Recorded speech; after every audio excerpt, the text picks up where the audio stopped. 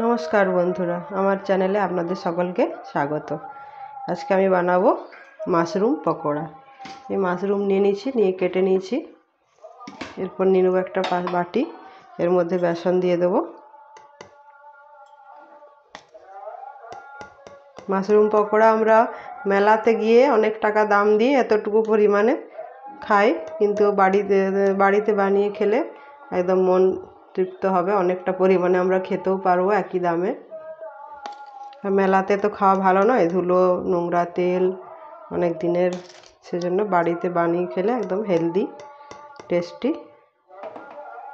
Mushroom pakora, কম খরচে। তো চলুন দেখি। আমি এখানে বেসন নিয়ে নিলাম, যেমন পরিমাণে বানাবেন সেই রকম নেবেন।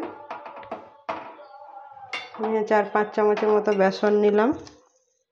এবার এর মধ্যে দিয়ে দেবো পরিমাণ মতো নুন,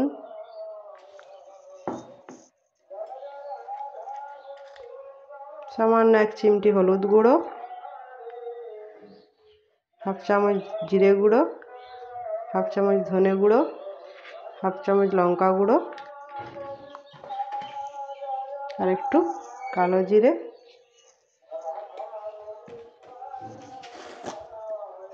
আর দিয়ে দেবো 1 চিমটি খাবার সোডা, মানে বেকিং পাউডার বা বেকিং সোডা, যাই হোক দিতে পারেন। এবার এটা আমি মেখে নেব একটু জল দিয়ে।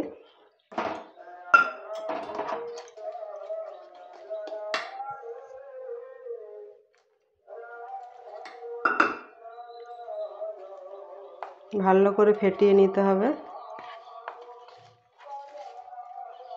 আমি এটা নিরামিষ বানাচ্ছি, যদি নিরামিষ না বানাতে চান তাহলে এর মধ্যে একটু আদা, পেঁয়াজ, রসুন বাটা দিয়ে দিলে আরও ভালো টেস্ট হয়। আর এটা পুরো মেলার মতো টেস্ট হবে, মেলায় যেমন আমরা খাই।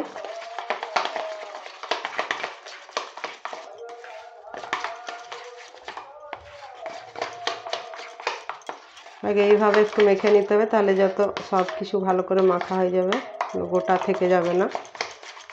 এরপরে আর একটু জল দিতে হবে।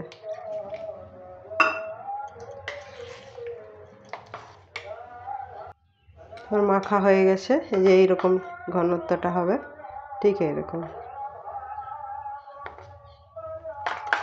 ভালো করে ফেটিয়ে নিতে হবে।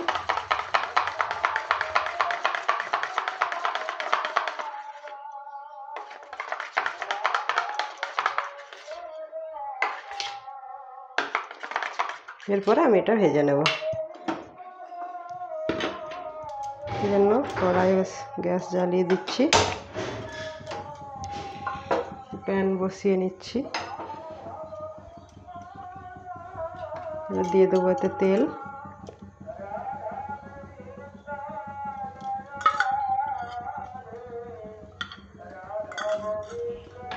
তেলটা গরম হোক।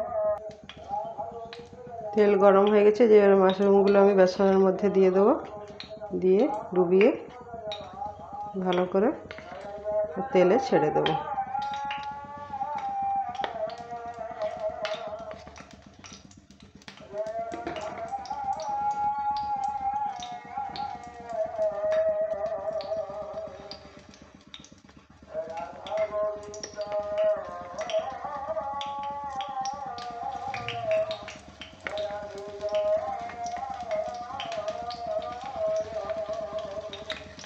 এইভাবে সবগুলো একে একে দিয়ে দেবো।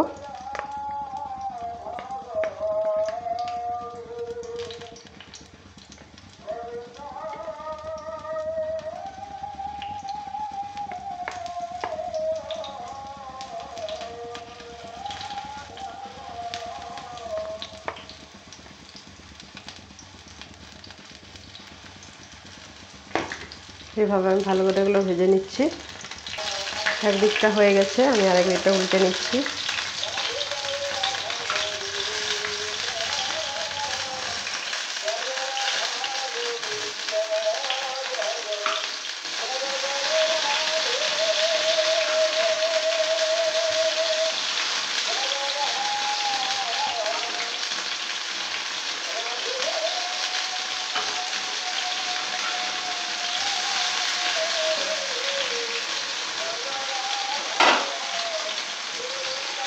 এইভাবে আমি সবগুলো ভেজে নেব।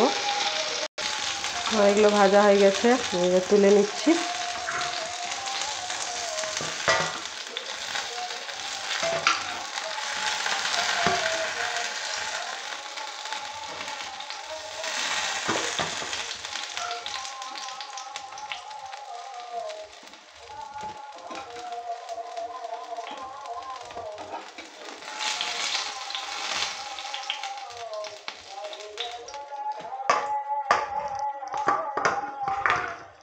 হয়ে গেছে, এবার এগুলো চাটনি দিয়ে আর কাসুন্দি দিয়ে সার্ভ করলেই রেডি।